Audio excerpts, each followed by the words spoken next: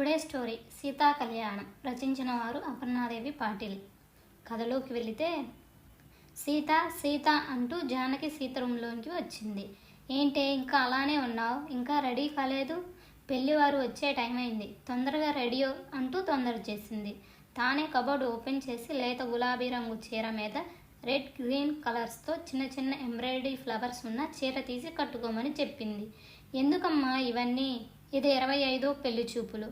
అన్ని పెళ్లి చూపుల లాగానే ఇది కూడా వస్తారు, చూస్తారు. మనం ఇచ్చే లాంఛనాలు నచ్చలేదని చెప్పకుండా నైస్గా అమ్మాయి నచ్చింది, జాతకాలు కలవలేదు చెప్పి వారు మంచివారుగా మిగిలిపోతారు. నన్ను నష్టజాతకురాలు అనే ముద్ర నాకు వేస్తారు. పెళ్లి చూపులు అంటే నాకు చిరాకు వేస్తుందమ్మా. ఇంతోటి దానికి నేను రెడీ కావడం అవసరమా అమ్మా? కూతురి కళ్ళల్లో బాధ కనిపిస్తుంటే అది చూసి జానకి కళ్ళల్లో కూడా నీరు తిరిగింది. తల్లి కళ్ళల్లో నీరు చూసిన సీత, అయ్యో అమ్మా, నిన్ను బాధ పెట్టాలని చెప్పలేదు. నీవు బాధపడితే నేను చూడలేను. మనం ఎంతో బెటర్ ప్లేస్లో ఉన్నామమ్మా. మనకన్నా లేని వాళ్ళు ఎంతోమంది ఉన్నారు. మన పరిస్థితికి నేను ఎప్పుడూ బాధపడలేదు. ఆ పరిస్థితి మీరు నాకు కల్పించలేదు. నాకు ఏ లోటు లేకుండా పెంచారు. నేను ఇప్పుడు కూడా బాధపడటం లేదమ్మా. పెళ్లి చూపులకు వచ్చిన వారి సంకుచిత భావాల గురించి ఆలోచిస్తున్నాను. మార్పు ఎప్పుడు వస్తుంది? వారిలో రావాలి, చదువుకున్న వారిలో కదా. కానీ వారిలోనే కట్నంపై మక్కువ ఉంటే ఇంకెప్పుడు సమాజం మారేది? కట్నం అనే పేరు మర్చిపోయేది. మా అబ్బాయి సాఫ్ట్వేర్ చదివాడు, జాబ్ చేస్తున్నాడు, 6 అంకెల జీతం అంటారు. వాళ్ళ అబ్బాయి మాత్రమే చదివినాడా? ఇక్కడ అమ్మాయిలు కూడా ఏమీ తక్కువ లేరు. వాళ్ళు కూడా అన్ని రంగాల్లో ఉన్నారు. మగవారి చదువుకి ఎంత ఖర్చు అయిందో అమ్మాయిలకు కూడా అంతే ఖర్చు అయింది. అమ్మాయిలు కూడా మగవారితో సమానంగా 6 అంకెల జీతంను తీసుకుంటున్నారు. నేనేమి తక్కువ చదివినానమ్మా. ఎంఎస్సి మ్యాథ్స్ చేసి పిహెచ్డి చేసి మా కాలేజీలోనే చేరాను. వారితో సమానంగా జీతం తీసుకుంటున్నాను. ఇప్పటి నుండి నన్ను పోషించాలి అనడానికి లేదు. ఎందుకంటే నేను సంపాదిస్తున్నాను. ఇంకా ఎందుకు కట్నం పేరుతో లాంఛనాలు అడుగుతున్నారు? పుట్టినప్పటి నుండి ఇప్పటి వరకు ఆయన ఖర్చు ఉగ్గుపాలతో సహా అంతా రాబట్టుకోవాలి అనుకుంటారేమో. కనీసం చదువుకున్న వారైనా ఇలా ఆలోచిస్తే బాగుంటుంది కదా. చదువుకు మాకు ఎంత ఖర్చు అవుతుందో వారికి అంతే ఖర్చు అవుతుంది అని ఎందుకు ఆలోచించరు? ఎక్స్ట్రాగా లాంఛనాలు అడిగితే వారికి కష్టం అవుతుందేమో అని ఎందుకు ఆలోచించరు? నేను ఫీల్ అవుతున్నాను అనుకొని నీవు ఫీల్ కాకు అంటూ కళ్ళు తుడిచి రెడీ కావడానికి చీర తీసుకుంది. చీర కట్టుకుంటూ, నాకేం తక్కువ అమ్మా. ఎంతో ప్రేమను పంచే అమ్మా నాన్న ఉన్నారు. మంచి విలువలతో కూడిన విద్యాబుద్ధులు నేర్పించారు. మంచి జాబ్ చేస్తున్నాను. మ్యాథ్స్ ప్రొఫెసర్గా కాలేజీలో మంచి పేరు ఉంది.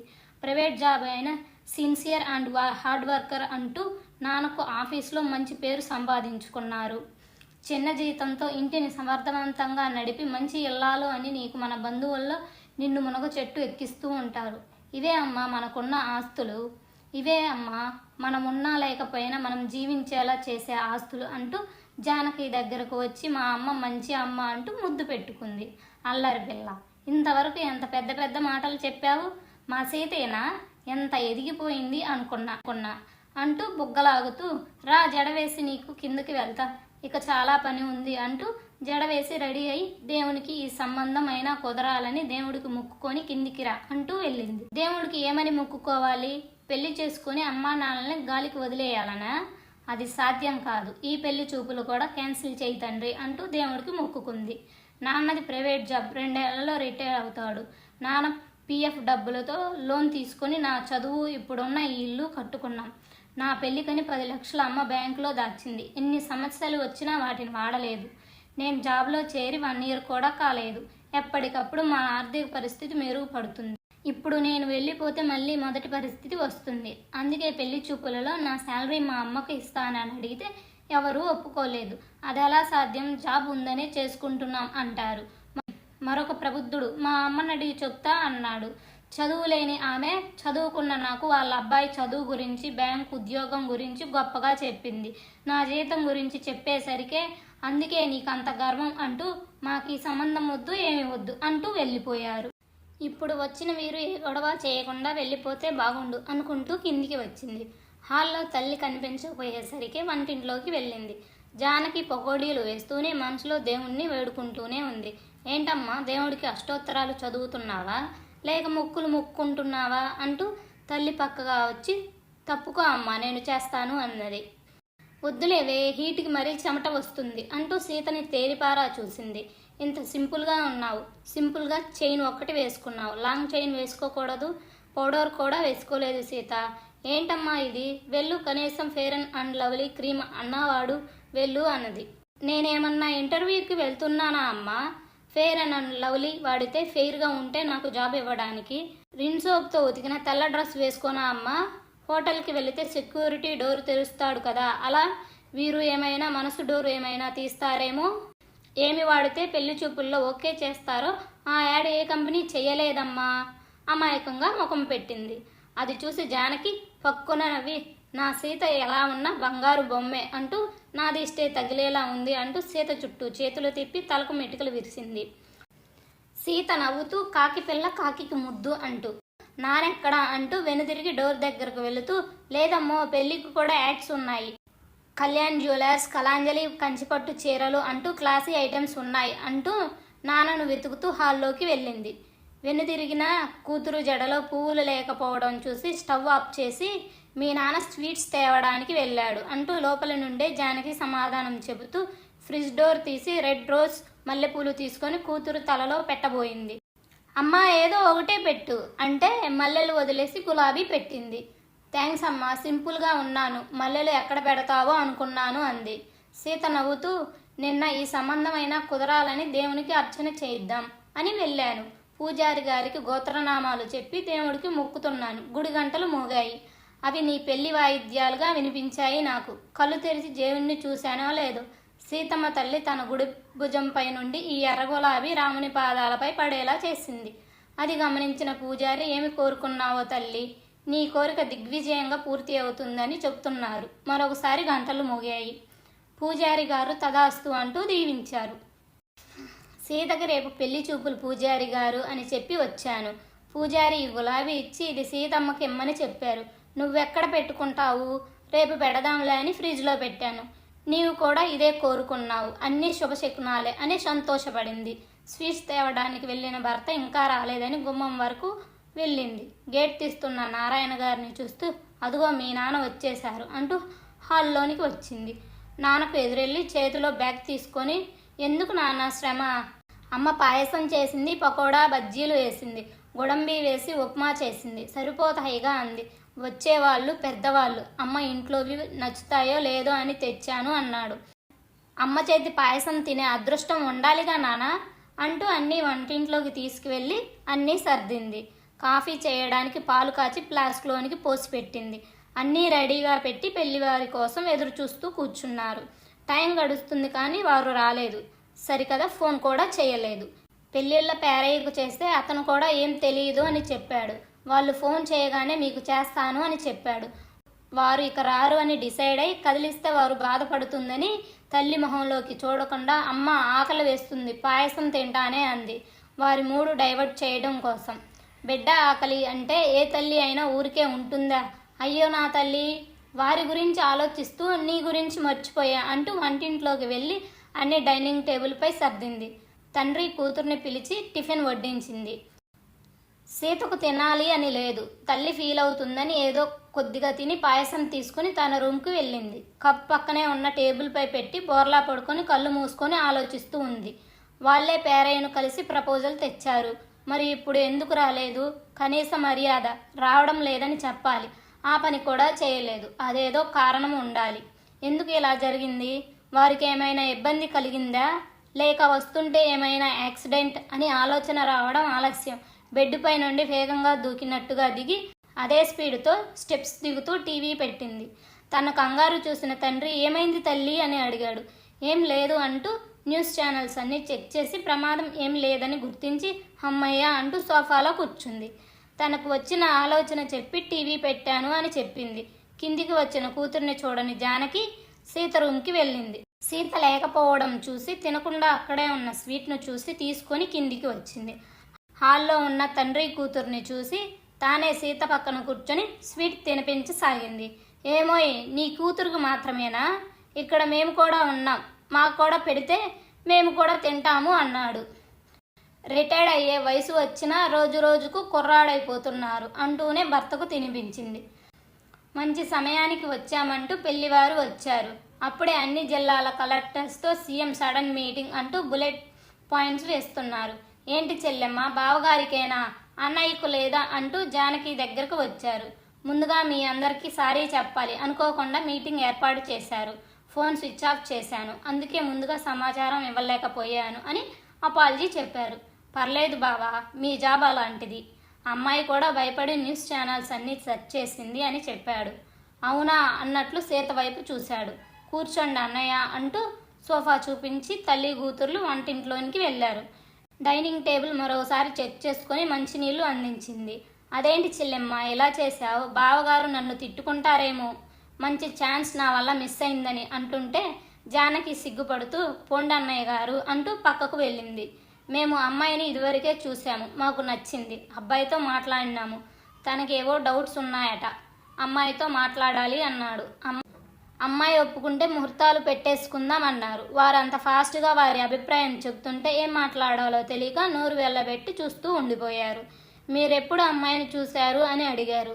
అదో పెద్ద స్టోరీ, తీరిగ్గా చెప్తాలేండి అంటూ బావగారు అంటూ పలకరించి మీరేమంటారు అన్నారు కలెక్టర్ మురళీధర్ గారు.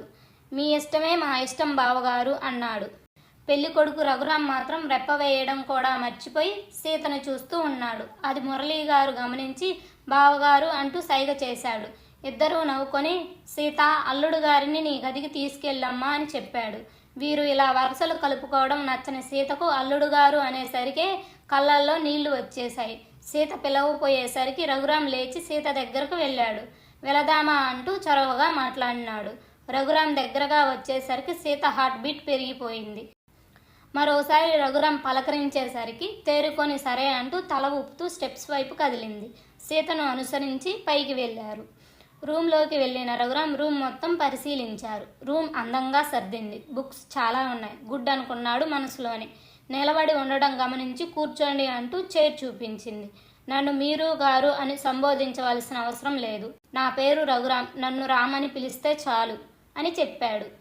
ముందు లేడీస్ ఫస్ట్, మీరే మాట్లాడండి. నా గురించి మీకేం తెలుసు? నా గురించి ఇంకా ఏం తెలుసుకోవాలి అనుకుంటున్నారు? పెళ్లి చూపులకు రమ్మన్నారు అంటేనే మీ నాన్నగారికి ఈ సంబంధం ఓకే అని అర్థమైంది. హాల్లో మీ రిలేషన్ చూశాక మీతో సంప్రదించకుండా ఓకే చెప్పి ఉండరు అనుకుంటున్నాను.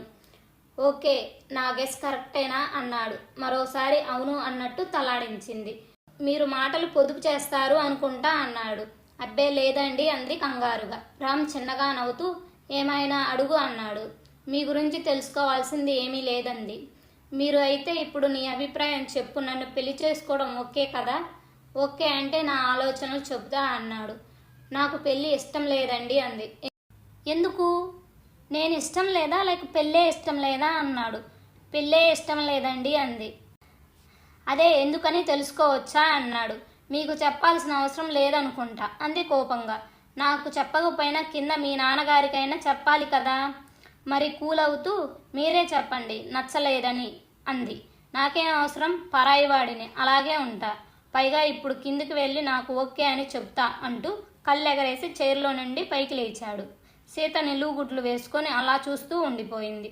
ఊహించని సమాధానం వచ్చేసరికి రామ్ నవ్వుకుంటూ కింద ఒకసారి చూడండి, వాళ్ళు వరుసలు కలుపుకొని కళ్యాణ మండపం గురించి మాట్లాడుతున్నారు అన్నాడు. అవును, అలా వరుసలు కలుపుకోవడమే నాకు నచ్చలేదు. ముందు మీ నాన్నగారే అంటూ రామ్కు దగ్గరగా వచ్చింది. ఏంటిప్పుడు? మా నాన్నగారి మీద కోపం నాపై చూపిస్తారా ఏంటి? కొడతారా? ఏయ్, మీదకి వస్తున్నారు. పెళ్ళి కాకుండానే మ్యాన్ హ్యాండిలింగా? ఓ, మీరు మ్యాన్ కాదు కదా, ఉమెన్ హ్యాండిలింగా అంటూ ఫేస్ అమాయకంగా పెట్టి అమ్మో నేను అర్జెంటుగా కిందికి పారిపోవాలి అంటూ ఒడివడిగా అడుగులు వేశాడు. కిందికి వెళ్ళి ఏం చెబుతాడో ఏమో అంటూ సీత ఫాస్ట్గా వెళ్ళి చేయి పట్టుకొని లాగడానికి ప్రయత్నించింది. రామ్ చిన్నగా నవ్వుకుంటూ లేదు నేను కిందికి వెళ్ళాలి అంటూ చేయి విదిలించుకొని మరో అడుగు ముందుకు వేశాడు. చేతికి దొరికిన నడుమును గట్టిగా పట్టుకొని అడుగులు వెనక్కి వేసుకుంటూ వచ్చింది. మొండికేసినట్టు యాక్ట్ చేస్తూనే సీత సహచర్యం ఆస్వాదిస్తూ సీతకు సహకరిస్తూ వెనక్కి వస్తున్నాడు. వెనక్కి వస్తున్న సీతకు బెడ్ తగిలి బెడ్పై అడ్డంగా పడిపోయింది. అయినా రామ్ని వదలలేదు. దాంతో రామ్ కూడా సీతపై పడ్డాడు. ముందుగా తేరుకున్న రామ్ పక్కకు పొర్లినాడు. రామ్ ఎక్కడికి కిందుకు వెళతాడా అని రామ్ని గట్టిగా పట్టుకొని తన పైకి లాక్కొని గట్టిగా పట్టుకుంది. రామ్ నవ్వుకుంటూ సీత వైపు చూశాడు. ఇద్దరి కళ్ళు కలుసుకున్నాయి. సీత కళ్ళల్లో భయంతో కూడిన నీళ్లు దుంకటానికి సిద్ధంగా ఉన్నాయి. అది గమనించిన రామ్ తన టెన్షన్ పోగొట్టాలని సీతను చూసి కన్ను కొడుతూ, మనకింకా పెళ్లి కాలేదని ఆలోచిస్తున్నాను. ఇలా పట్టుకుంటుంటే నాకేమేమో చేయాలనిపిస్తుంది అంటూ భయంతో అదురుతున్న చిన్న పెదవులను చూస్తూ దగ్గరికి వస్తున్నాడు. వెంటనే సీత అలర్ట్ అయి సిగ్గుపడుతూ పక్కకు తోసేసింది. ఊహూ అంటూ, ఇదేం బాలేదు, ఎక్కడికో తీసుకువెళ్ళి కిందుకు తోసేశారు అంటూ రామ్ చిన్న పిల్లవాడిలా కళ్ళు చేతులు ఆడిస్తూ ఏడుస్తున్నట్టు యాక్ట్ చేస్తాడు. వేసిన వేషాలు చాలులేండి అంటూ చెవి పట్టుకొని లేపి కూర్చోబెట్టింది. ఇప్పుడైనా చెప్తావా లేక కిందికి వెళ్ళమంటావా అంటూ సీరియస్గా అడిగాడు. లేట్ అయితే మనవన్ని ఇచ్చే కార్యక్రమంలో ఉన్నామనుకుంటారు, తొందరగా స్టార్ట్ చేస్తే అంటూ బెడ్పై బాసెప్పాట్లు వేసుకొని కూర్చున్నాడు. ఇప్పుడే సీరియస్ అవుతాడు, అంతలోనే రొమాంటిక్గా మాట్లాడతారు, వెంటనే ఎంత వేరియేషన్స్ చూపిస్తారు అనుకుంటూ సీత చైర్లో కూర్చోబోయింది. వెంటనే రామ్ సీత చేయి పట్టుకుని తన ఎదురుగా కూర్చోబెట్టుకున్నాడు. సీత నవ్వుతూ రామ్ వైపు చూస్తూ కూర్చుంది. సీత 2 నిమిషాలు మౌనంగా ఉండి తర్వాత స్టార్ట్ చేసింది. మిమ్మల్ని పెళ్లి చేసుకోవడం నాకు ఇష్టమే అంది. అది తెలుసు, వద్దు అనుకోవడానికి రీజన్ చెప్పు అన్నాడు. మరీ అది అంటూ నసుగుతూ ఉంది.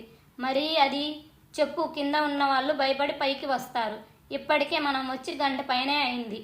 పెళ్లి చూపుల్లో 10 నిమిషాలు మాట్లాడుకోవడానికి ఇస్తారు. మనం ఇంతసేపు ఉంటే వాళ్ళు డెఫినెట్గా పైకి వస్తారు అన్నాడు. అంతలో కింది నుండి నారాయణ గారు అమ్మా సీత అన్నారు.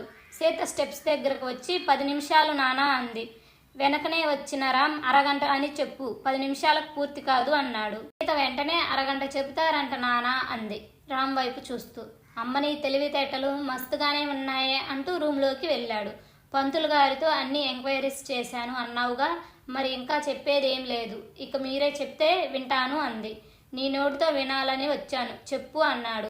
తన చిన్నప్పటి నుండి నాన్న పడిన కష్టం, తన చదువు కోసం ఇంటి కోసం నాన్న పడిన కష్టం కళ్ళ ముందు మెదులుతూ ఉంటే నా దారి నేను చూసుకోవాలి అంటే ఎలా? అది నా వల్ల కాదు. అందుకే నా శాలరీలో సగం అమ్మకి ఇవ్వాలని అనుకుంటున్నాను. ఇది ఒప్పుకుంటే బాండ్ పేపర్ పైన సైన్ చేస్తేనే పెళ్ళి, లేకుంటే లేదు. సరే నీ ఇష్టం, కిందికి వెళ్ళి నాకు ఓకే అని చెబుతా అంటూ సీతను చూస్తూ కళ్ళెగరేశాడు. సీత అంతే కోపంగా రామ్ని చూస్తూ రూమ్లో మిస్బిహేవ్ చేశావని, నాకు ఈ పెళ్ళి వద్దు అని చెప్తా అంది. అమ్మో, ఇది చెప్పినా చెప్తుంది అనుకుని చేయి పట్టి లాగుతాడు. వెళ్ళి బెడ్పై కూర్చోబెట్టి నీ గురించి పూర్తిగా తెలుసుకొని పెళ్లి చూపులకు వచ్చాను. అవునా, మీకు నేను ఎలా తెలుసు? అమ్మ వాళ్ళు మ్యారేజ్ డే రోజు నాన్న సెక్యూరిటీ లేకుండా గుడికి వచ్చారు. వారు ఎవరు అనేది అక్కడ ఉన్న భక్తులకు తెలియదు కదా. అక్కడికి ఎస్పీ సార్ నాన్న వాళ్ళు గుడికి వస్తారు అని దేవాలయ ప్రధాన అర్చకులకు ఇన్ఫర్మేషన్ ఇచ్చారు. అర్చకులు వచ్చేసరికి నాన్న వాళ్ళని క్యూలో రమ్మని గొడవ చేశారు. నాన్నకి ఇంపార్టెంట్ మీటింగ్ ఉండటం వల్ల క్యూలో వెళ్ళి దర్శనం చేసే సమయం లేదు.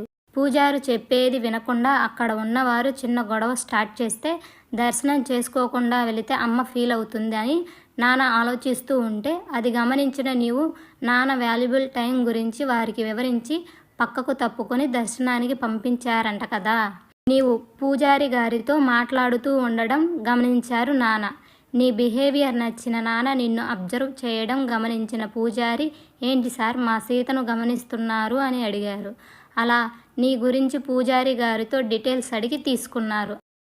అప్పుడే నీవు అనాథమని, పిల్లలు లేని నారాయణ గారు నిన్ను పెంచారని, వారి కష్టంతో పెరిగిన నీవు పెళ్లి పేరుతో వారిని వదిలి వెళ్ళడం ఇష్టం లేని నీవు నష్టజాతకరాలు అని ట్యాగ్ వేసుకొని పెళ్లి సంబంధాలు చెడగొడుతున్నావని తెలిసింది.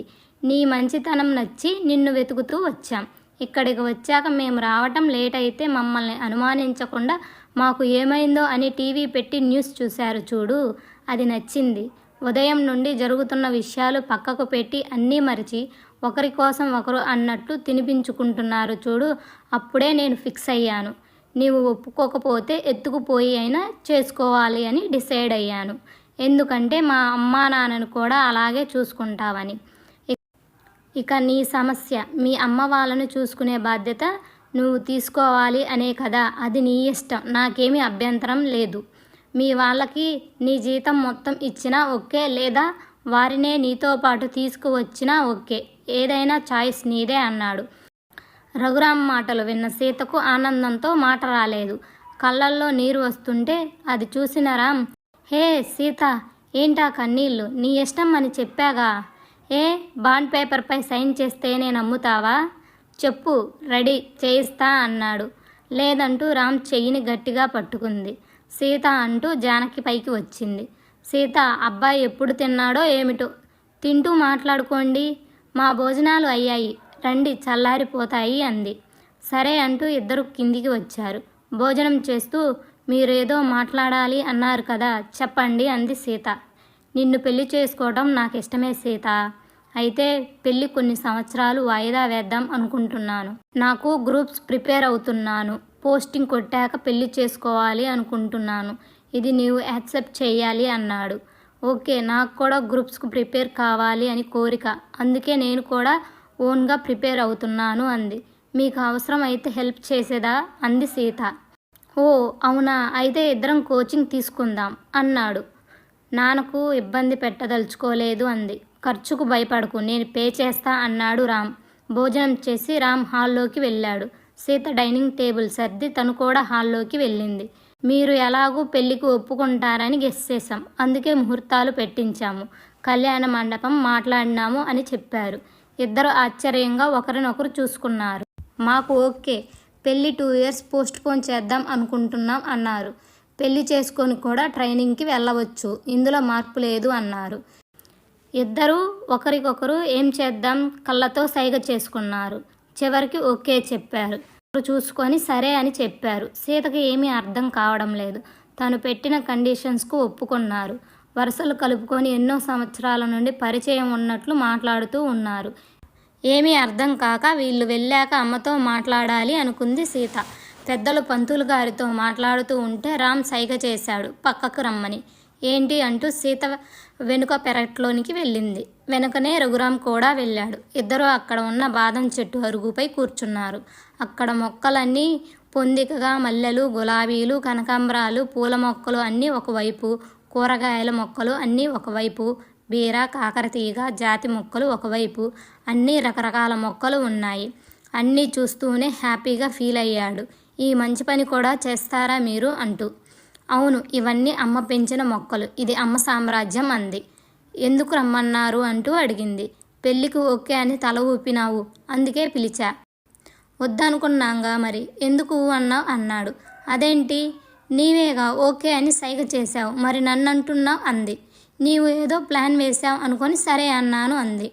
అవును, నేను అలానే అనుకున్నా, కానీ నిన్ను చూశాక పెళ్లి చేసుకోవాలి అనిపించింది మరి అన్నాడు చిన్నగా నవ్వుతూ. అంది ఆశ్చర్యంగా చూస్తూ. లేదు ఊ లేదు, ఒప్పుకోకపోతే కొట్టి మరీ చేసేలా ఉన్నారు, అందుకే సరే అన్నాను. వివాహయ విద్యనాశయ అని ఏమో అన్నారు.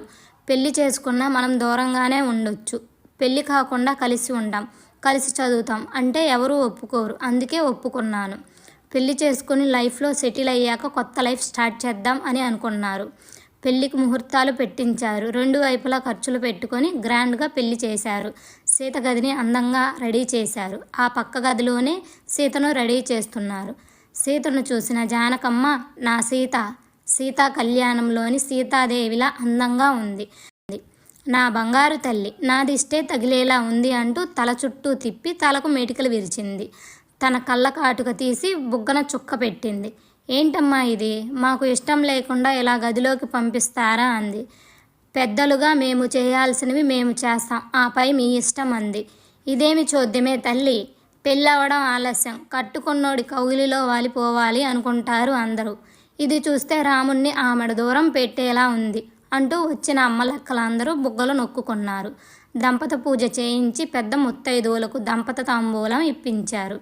అనంతరం గదిలోనికి రఘురాముని పంపించారు. గదిలో పాల నొరగలాంటి పట్టు పంచా పైజామాలో రఘురాముడు సీత కోసం ఎదురు చూస్తున్నాడు.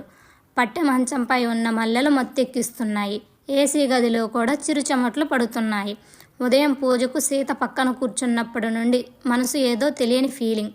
మనసు సీత సాంగత్యం కోరుతున్నది, బుద్ధి బలాన్ని చూపిస్తున్నది. మరి ఏం జరుగుతుందో చూడాలి. మరి సీత వస్తున్న అడుగుల సవ్వడి వినిపిస్తుంది. స్నేహితులు వరసైన వారి అల్లలతో నవ్వులతో సీత పాల గ్లాసుతో గదిలో అడుగు పెట్టింది. సీతను గదిలోనికి తోసి బయట గడియ వేశారు. సీత ఒక్క క్షణం అక్కడే ఆగింది. నేను వెళ్ళాలా లేక రఘురామ్ వచ్చే వరకు ఉండాలా అని మనసులో ఆలోచిస్తుంది. ఇక్కడ మన హీరో గారు నేను వెళ్ళి తీసుకురావాలా, తనే వస్తుందా అని అనుకుంటున్నాడు. సీత వస్తున్నట్లు అడుగుల శబ్దం వినిపించక తల ఎత్తి సీత వైపు చూశాడు.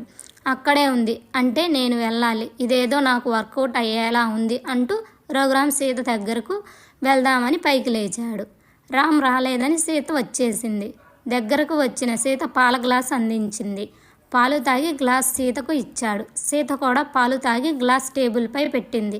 అంతవరకు మనసులో ఏదో బెరుకుగా ఉన్న రఘురామ్ సీత గ్లాస్ అందుకొని పాలు తాగేసరికి రఘురామ్ మనస్సు గాల్లో తేలిపోయింది. మీరు ఇక్కడే బెడ్పై పడుకోండి, నేను అక్కడ సోఫాలో పడుకుంటా అని దిండు తీసుకుంది. గాల్లో తేలుతున్న రఘురామ్ గాలి తీసిన బెలూన్లా దబ్బున కింద పడ్డట్టు అయింది. రెడ్ బోర్డర్ ఉన్న వైట్ శారీ కట్టుకొని తలనిండా మల్లెలు పెట్టుకొని చేతి నిండుగా ఎర్రటి మట్టి గాజులు వేసుకొని బాపు బొమ్మల అందంగా ఉంది. తననే చూస్తూ సోఫాలో ఎందుకు, ఒకే మంచంపై కూడా నిగ్రహంగా ఉండొచ్చు కదా, ఇక్కడే పడుకో అని చిన్నగా అన్నాడు. సరే అంటూ డ్రెస్సింగ్ టేబుల్ దగ్గరికి వెళ్ళి నగలు తీస్తూ ఉంది. చేతిలోని మట్టి గాజులు తీస్తుండగా అలాగే ఉంచొచ్చు కదా, నీ చేతికి మరింత అందాన్ని తెచ్చాయి అన్నాడు. రఘురామ్ మాటలకు చిన్నగా నవ్వి గాజులను తీయకుండా వచ్చి బెడ్ చివరకు పడుకుంది. హీరో గారికి నిద్ర రావడం లేదు. సీతనే చూస్తూ ఉన్నాడు. సీత కళ్ళు మూసుకుంది కానీ నిద్ర పట్టడం లేదు. తనకు రామ్ చెంతకు చేరాలనే ఉంది, కానీ చొరవ తీసుకోడే అని చూస్తూ ఉంది. ఎందుకో రామ్ చూస్తున్నాడు అనిపించి రామ్ వైపు చూసింది. ఏంటి చూస్తున్నారు అంది. ఏం లేదు ఏదో దాస్తున్నారు, ఏంటో చెప్పు అంది. ఇంత అందమైన భార్యని ఎదురుగా పెట్టుకుని ఫస్ట్ నైట్ నాడు ఎవడైనా మహర్షిలా తపస్సు చేస్తూ కూర్చుంటాడా అన్నాడు. చిన్నగా నవ్వుతూ ఇక్కడ మీరున్నారుగా అంది. అంటే అంటూ ఏదో అర్థమై అమ్మ దొంగ అంటూ సీతను హత్తుకొని లైట్ ఆఫ్ చేశాడు. మరి మన లక్ష్యం అంది. మన పిల్లల్ని అమ్మ వాళ్ళ దగ్గర వదిలి వెళ్దాం, వాళ్ళకి టైంపాస్ అవుతుంది అన్నాడు మరో మాటకి ఛాన్స్ ఇవ్వకుండా. ఉదయాన్నే జానకమ్మ వచ్చి తలుపు తట్టింది. బద్ధకంగా వచ్చిన సీతను రఘురామ్తో కలిసి స్నానానికి రమ్మని పిలిచింది. ముత్తైదువులతో పసుపు నీళ్లు పోయించి కొత్త జీవితం సుఖ సంతోషాలతో సాగాలని కోరుకోవడానికి గుడికి పంపించారు. రాత్రి నుండి వీరిపై ఒక కన్నేసి ఉన్న ఓల్డ్ లేడీస్ బ్యాచ్ వీరి రూమ్కి చెకింగ్కి బయలుదేరింది. మంచంపై పగిలిన ఎర్రటి గాజు ముక్కలు రాత్రి వారి సంతోషానికి సాక్ష్యాలుగా నిలిచాయి. అవి చూసిన అమ్మలక్కలు నవ్వుకుంటూ బయటికి వచ్చారు. ఇద్దరూ కూడా ఒకే డిస్టిక్లో సీత ఐఏఎస్గా, రఘురామ్ ఐపీఎస్గా జాయిన్ అయ్యారు. జానకమ్మ ఎవరో కాదు, మురళీధర్ చెల్లెలు. చిన్న మాట పట్టింపుతో ఇల్లు వదిలి అయిన వారందరికీ దూరంగా వచ్చేసింది. ఆడపిల్ల అని సీత తండ్రి రైల్వే స్టేషన్లో వదిలేసి వెళ్ళాడు. పిల్లలు లేని జానకమ్మ ఏడుస్తున్న సీతను దగ్గరకు తీసింది. సీత గురించి తెలుసుకున్న మురళీధర్కు తన చెల్లెల కూతురు అని తెలిసి సంతోషించారు. పెంచిన వారి కోసం సీత పడే తాపత్రయం చూసి తన నడవడిక నచ్చి సీతను పెళ్లి చేసుకున్నారు. ఇప్పుడు అందరూ ఒకే చోట కలిసే ఉంటున్నారు. అలా తల్లిదండ్రులను చూసుకోవాలనే సీత కోరిక తీరింది. కథ సమాప్తం. కథ నచ్చితే లైక్ చేయండి, షేర్ చేయండి, సబ్స్క్రైబ్ చేయండి. ఇలాంటి మరిన్ని కథల కోసం మా యూట్యూబ్ ఛానల్ని సబ్స్క్రైబ్ చేయండి. Thank you for listening.